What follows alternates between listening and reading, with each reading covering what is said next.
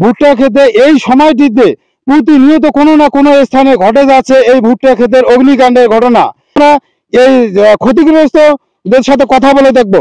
ওই ওই পাড়ার লোক আগুন লাগা দিছে, লাগার পর এই পাশে বন্ধ করছি, এই ভুট্টা তোলার লোক বন্ধ করছে, আগুনটা গেল ওই পাশে।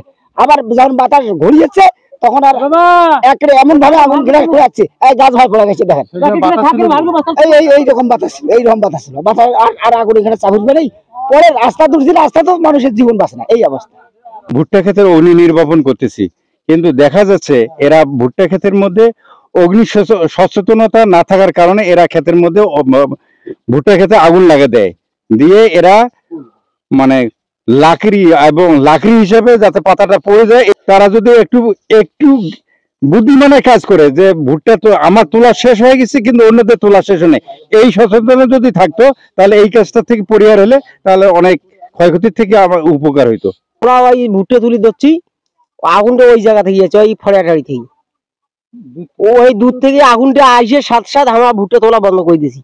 তোলা বাদ দিয়ে আগুন নিবিয়ে গেছি, আগুন এদি নিবেই ওপাশে আসে ঘুরি, এপাশে নিবে ওপাশে ঘুরি এসে চাষ করছে। যত আমরা কৃষক আছি সকলেই আমরা চাই যে কোনো শিশুনি বা যারা ভুট্টা কুড়ে গরিব মানুষ, তারা যেন আমাদের ভুট্টা না বাড়ি না পৌঁছে পর্যন্ত অন্তত একটা জমি যদি থাকে তারপর তাদেরকে ঢুকিতে দেওয়া যাবে না। তারা আমরা যদি এখানে ভুট্টা তুলি অন্তত পক্ষে তারা 500 গজ দূরে কোনো আগুন ধরে দেয়, আগুন এটা আমরা আগুন নিয়ন্ত্রণ করতে পারি। এটা প্রতিকার হচ্ছে, এটা আমরা যখন ভুট্টা উঠাবো তার আগেই এলাকাতে মাইকিং করে দেওয়া উচিত।